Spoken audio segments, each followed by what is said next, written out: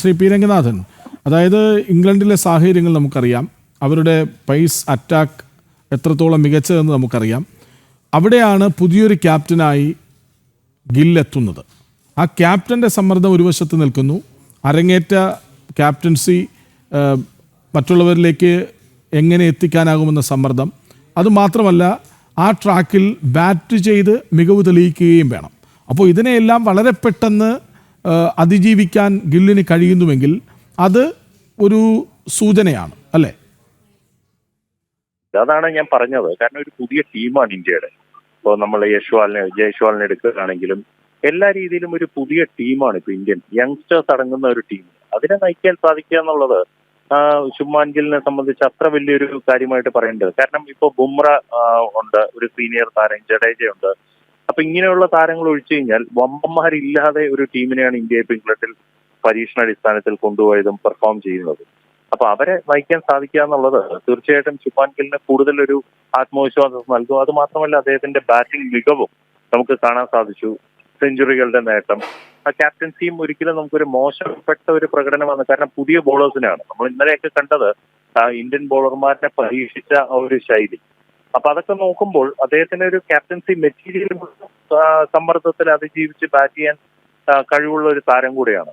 പക്ഷെ ഇത് എത്ര മുന്നോട്ട് പോകുന്നുള്ളത് നമുക്ക് ഈ ഒരു പരമ്പര കൊണ്ടോ ഈ ഒരു ടെസ്റ്റ് കൊണ്ടോ നമുക്ക് പറയാൻ സാധിക്കില്ല. കാലങ്ങളെല്ലാം. പക്ഷേ അത് ക്യാപ്റ്റൻസിയുടെ കാര്യം, കളിക്കാരൻ എന്ന നിലയിൽ തന്റെ ചുവടുറപ്പിക്കുന്നു. അല്ല, അത് ശരിയാണ് കൃഷ്ണ. ഞാൻ അതിന് സമാനമായിട്ടൊരു എക്സാമ്പിളാണ് നേരത്തെ പറഞ്ഞത്. സച്ചിൻ ടെണ്ടുൽക്കറിന്റെ കാര്യമായാലും വിരാട് കോഹ്ലി ആയിട്ടുള്ള. അപ്പൊ അവർക്കൊന്നും ക്യാപ്റ്റൻസിയിലുപരിയായിട്ട് അവരുടെ ഒരു പെർഫോമൻസ് ആയിരുന്നു അവരുടെ ഏറ്റവും മുൻനിരയിൽ കണ്ടത്. അപ്പൊ അതുപോലെ തന്നെ ഞാനിപ്പോ ഒരു ക്യാപ്റ്റൻസി പുതിയതായിട്ട് പെർഫോം ചെയ്ത ഏറ്റവും നല്ലതായിട്ട് നമ്മൾ എടുത്തു പറയേണ്ടത് മഹേന്ദ്ര സിംഗ് ധോണിയാണ്. ഒരു കാലത്ത് പെട്ടെന്ന് അദ്ദേഹത്തിനെ ക്യാപ്റ്റനാക്കുന്നു, ഏറ്റവും ഉജ്ജ്വല ഫോമിൽ അദ്ദേഹം ടീമിനെ നയിക്കുന്നു. അപ്പൊ ഋഷഭ് പന്തും തുല്യ ഒരു സമാന ശൈലിയിൽ പൊയ്ക്കൊണ്ടിരിക്കുകയാണ്. അപ്പൊ ഋഷഭ് പന്ത് ഇപ്പോൾ വൈസ് ക്യാപ്റ്റനാണ്. ശുഭ്മാൻ ഗില്ലിന് നേരത്തെ വൈസ് ക്യാപ്റ്റനായിരുന്നു അണ്ടർ-19 ടീമിന്റെ. അതിലുപരിയായിട്ട് അദ്ദേഹത്തിന് ക്യാപ്റ്റൻസി മെറ്റീരിയലൊന്നും അല്ലെങ്കിൽ വലിയ ടീമിനെ നയിച്ചൊന്നും IPL ഒഴിച്ചില്ല. IPL നമ്മൾ അത്ര ഒരു കാര്യമായിട്ട് പറയണ്ട. എന്നാലും നമ്മൾ T20 ഫോർമാറ്റ് അല്ലാതെ ടെസ്റ്റ് ഫോർമാറ്റിലോട്ടൊക്കെ പോകുമ്പോഴാണ് ഒരു ക്യാപ്റ്റന്റെ ഒരു ഗുണം നമ്മൾ അറിയേണ്ടത്.